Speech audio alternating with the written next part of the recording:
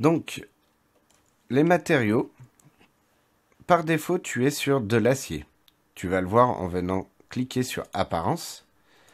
Ici, le seul matériau que tu as dans In This Design, c'est style satin, donc de l'acier plutôt satiné. Ici, tu vas donc voir toutes les matériaux, toutes, c'est pas féminin, tous les matériaux que tu utilises dans la scène. Essaye de garder propre cet environnement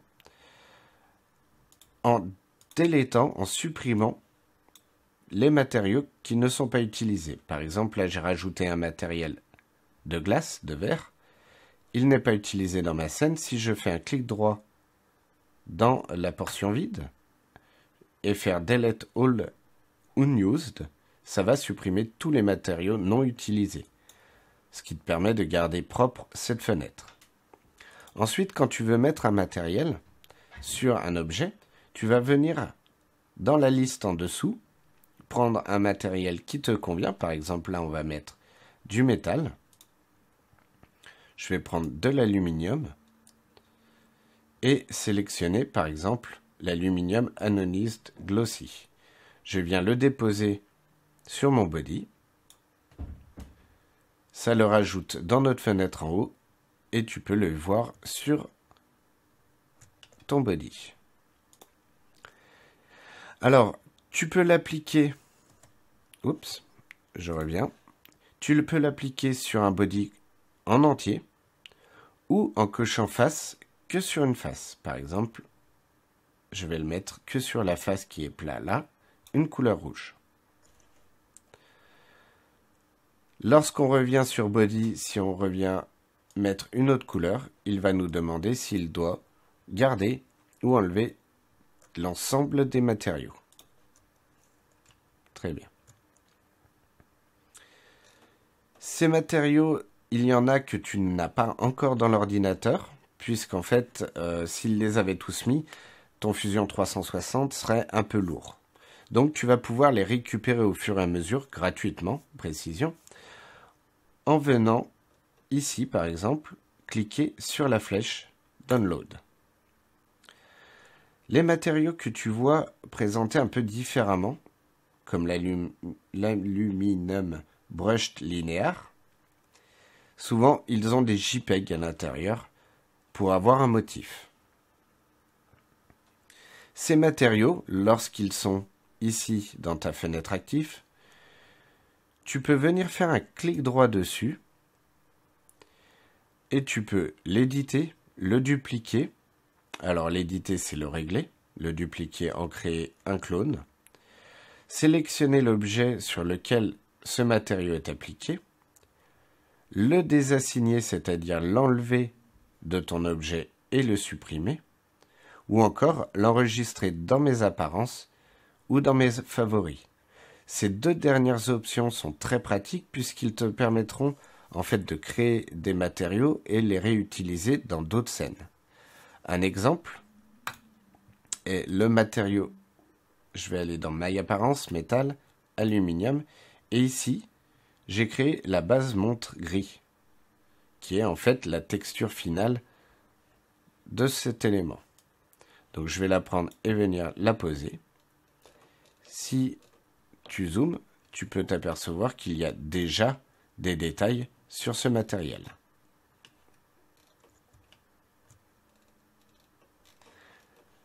My Apparence reste actif dans toutes les scènes, dans tous les designs. Ça te fait vraiment une bibliothèque de matériaux. La différence avec Favori, c'est juste ici toute ta bibliothèque, alors que Favoris seront réellement tes favoris, les plus utilisés. Alors comment on travaille un matériel? Par exemple, on va essayer de recréer ce matériel-là, la base montre gris, qui est réglé en fait avec une couleur, un relief, et dans ce relief, un JPEG. Donc la base de ce matériel, c'était de l'aluminium satiné. Donc je vais aller chercher dans métal, aluminium, Et je vais essayer de retrouver. Il me semblait que c'était du satiné que j'avais pris. Je me suis peut-être trompé s'il n'y en a pas. Ah si, aluminium satin ici. Je vais le prendre, le poser sur mon objet. Je peux d'ailleurs le poser sur un deuxième objet en même temps. Donc ici le rebord. Je vais venir d'abord nettoyer tous mes tests. Et je vais régler l'aluminium satin de ces deux objets en faisant un clic droit dessus et Edit. À ce moment-là, tu peux régler sa couleur. Je vais le mettre en gris un peu foncé. Ton roughness. Alors le roughness, en gros, c'est son lustrage. Plus tu as de roughness, plus tu as un matériau mat. Moins tu en as, plus tu as un matériau poli, avec beaucoup de réflexions très nettes.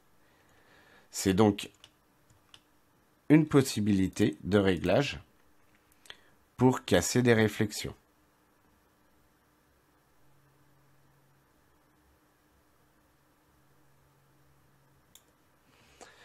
Une fois que tu as réglé sa couleur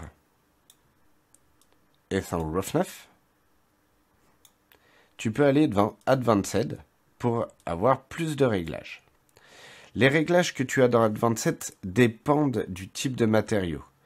C'est-à-dire, sur certains, tu n'auras pas le choix de la réflectance, c'est-à-dire de la réflexion.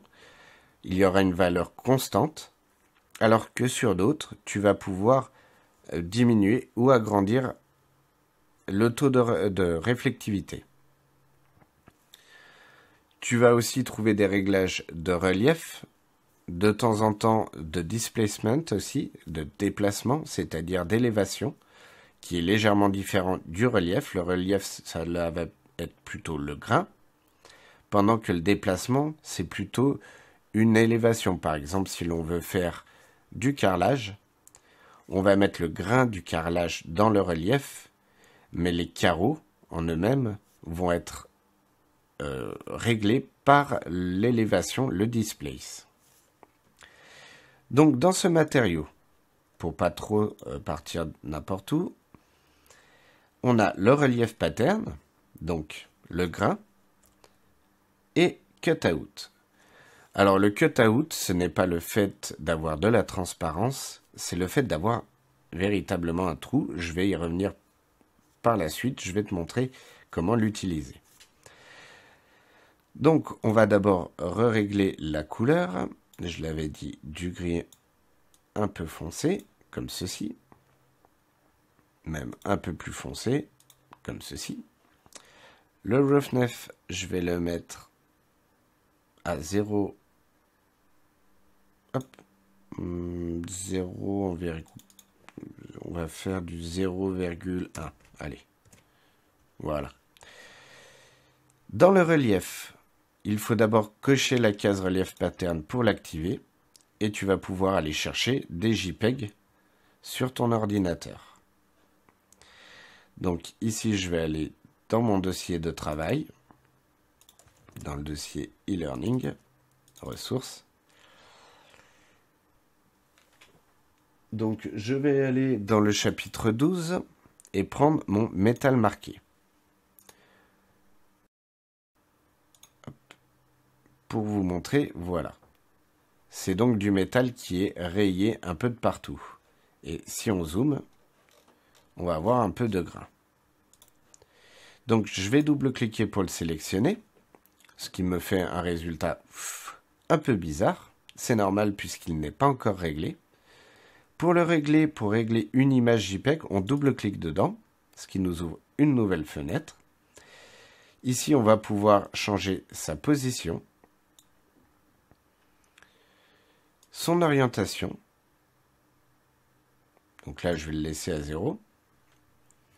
Ou encore sa taille. Alors, dans la taille, tu as d'abord les sample size ici et ici, qui sont d'ailleurs proportionnels tant que cette chaîne est activée, qui est vraiment la taille du grain.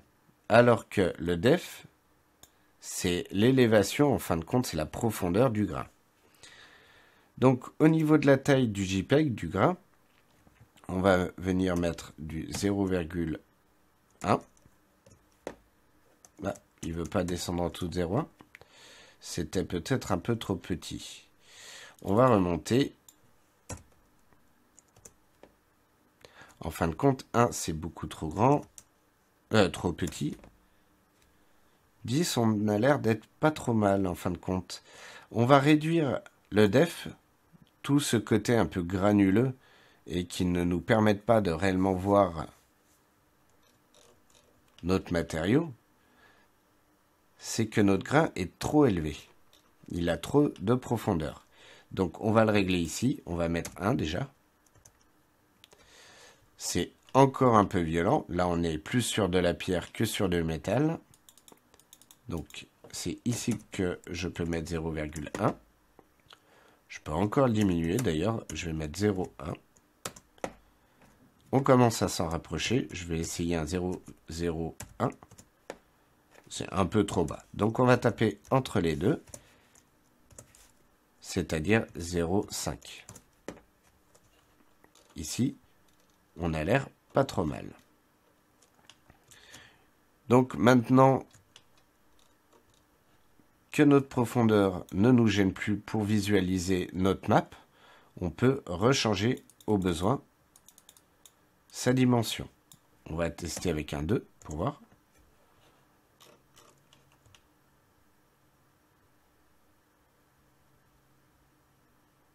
Le 2 n'ira pas, on a des répétitions qui se font. Donc on était plutôt bien à 10. Voilà. Donc ne pas oublier que le sample size, c'est la taille en fin de compte de votre JPEG, c'est-à-dire le nombre de fois où il se répète sur l'ensemble de votre surface. Plus vous le réduisez, plus vous aurez de répétitions. Alors, d'ailleurs, vous avez ici l'option de répétition. Il faut qu'elle soit activée. Si vous ne l'activez pas, vous risquez d'avoir des zones sur votre surface qui ne reçoivent pas le JPEG. D'ailleurs, tu peux l'observer ici puisque je n'ai plus du tout de relief, c'est-à-dire que notre JPEG ne s'établit pas par ici. C'est à se demander d'ailleurs où il est parti. Ah, il est là, regardez. Il est tout petit. Mais on voit bien la démarcation. Ça veut dire qu'à une échelle de 10 mm, il fait cette taille-là. Et donc, si on ne crée pas de répétition, il ne s'établit pas sur l'ensemble de notre surface. Donc, il faudrait que je l'agrandisse en termes de taille et je verrai un plus gros grain. Voilà. Alors, dans Advanced, tu as 8 Map ou Normal Map. Puisque, en fait, le relief, il est établi avec, deux types de JPEG ou de PNG, ça dépend de ton format. La Normal Map, c'est ceci. C'est-à-dire différentes couleurs qui déterminent l'orientation des normales de tes faces, ou en tout cas de ta texture en l'occurrence. Donc, à une couleur jaune, il comprend que l'orientation se fait dans une direction, le rose dans une autre, le violet verticalement, etc., etc. Et en fin de compte, quand tu poses cette normal map dans le relief, il crée le relief par rapport à ces orientations. L'autre façon, c'est les 8 maps. En gros, c'est des maps en niveau de gris. C'est souvent utilisé, par exemple, pour créer des terrains. On utilise ce genre de JPEG en niveau de gris. Cette image-là est un très bon exemple. Je ne sais pas si on va pouvoir la voir. Oh. Bon, c'est pas grave, je vais zoomer un peu, même si c'est un peu flou. Ceci est notre JPEG en niveau de gris, et voici le résultat sur un plan. C'est-à-dire qu'on a une élévation, ici, ce n'est pas du relief, mais une élévation suivant le différent niveau de gris. Le blanc étant la valeur supérieure et le noir l'absence d'élévation.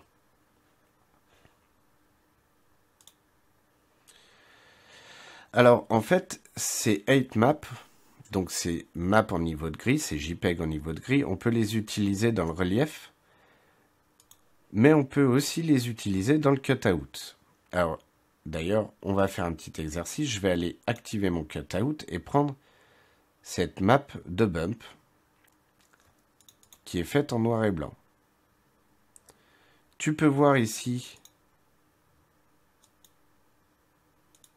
Oui. Tu peux voir ici donc un peu un rendu. On va le voir sur notre objet dès qu'on va valider avec OK. Ah non, il n'a pas réussi à s'appliquer. Je vais revenir dedans pour voir pourquoi.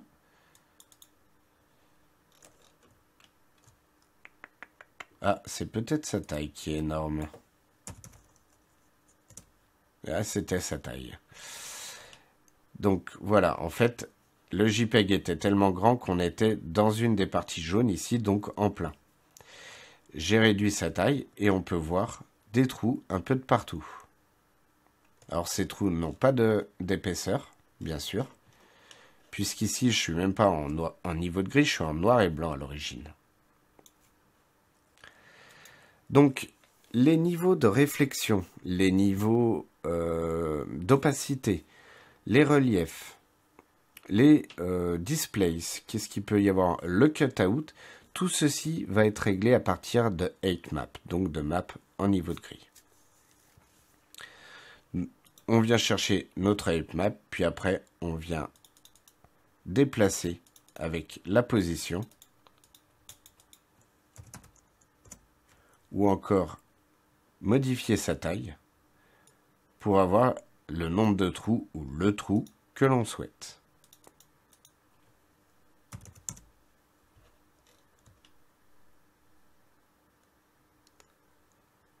Voilà pour le matériel.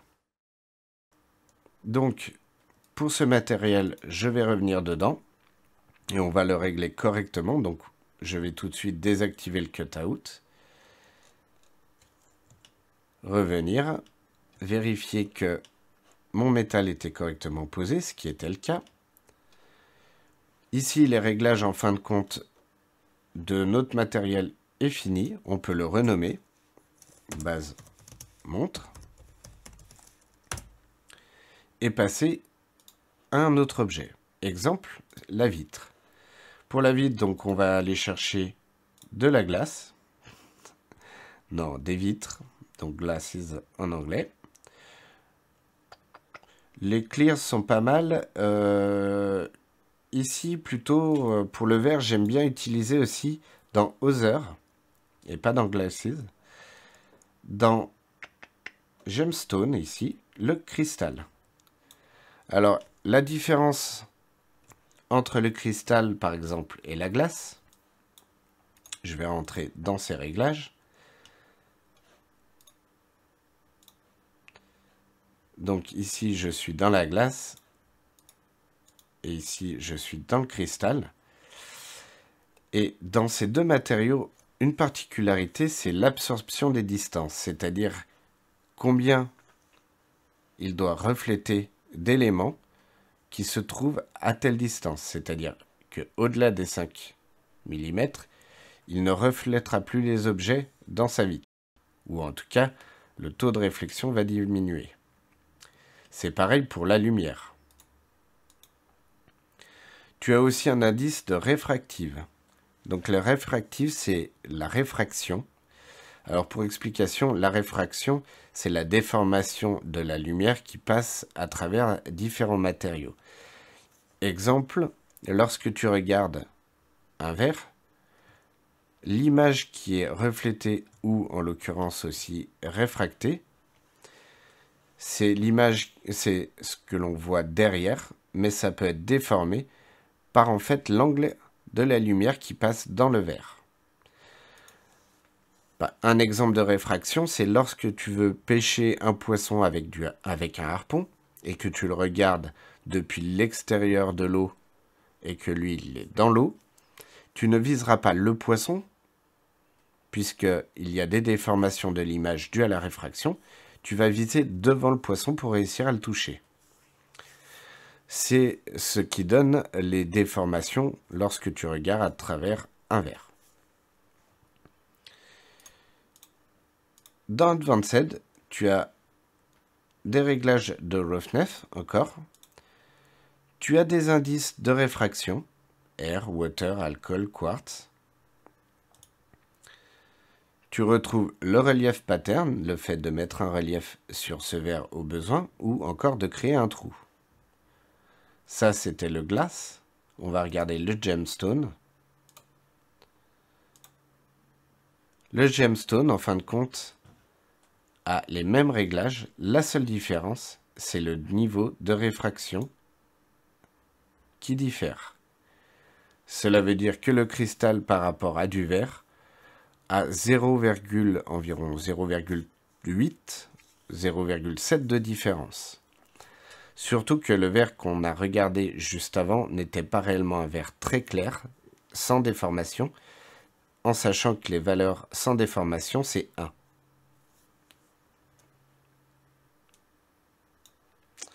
On va aller maintenant voir un peu un plastique. Il me semble que sur le plastique, on a d'autres réglages.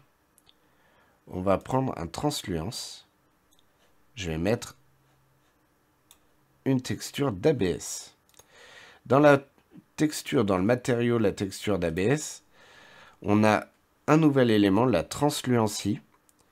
Alors la transluency, tu en as sur ton corps. Si tu regardes ton oreille ou la peau qu'il y a entre tes doigts devant une lumière, tu vas réussir à voir une partie de la lumière passer à travers ta peau et tu risques de voir des zones plus opaques, tes veines ou des masses de graisse. La transluence, c'est justement le taux de lumière qui peut passer à travers un objet. Or, l'ABS, il a réellement un taux. Donc, plus l'épaisseur de ton matériau est élevée, et moins la lumière passe, mais plus il est un peu fin, et plus tu as de lumière. Ceci, tu peux le régler avec le Transluency Def. En regardant dans Advanced, sur l'ABS, tu peux voir un nouveau réglage aussi qui est l'émissivité, ce qu'on appelle aussi l'auto-illumination.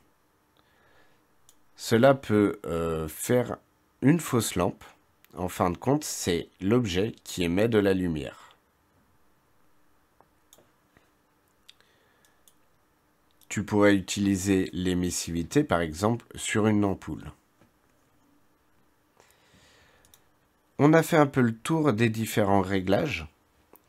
Donc maintenant, il va s'agir de régler les lumières ou la caméra. Alors, avant ça, je vais juste nettoyer ma fenêtre en faisant clic droit Delete All Unused. Et je vais récupérer ma base montre pour la remettre sur mon modèle. Très bien. La glace, par contre, je vais l'éditer. Je vais peut-être augmenter un peu le roughness, histoire de ne pas avoir autant de réflexion. Voilà. Bien que une vitre de montre, normalement, on est plutôt très clair. Moi, je vais quand même laisser un peu. Voilà. Ok.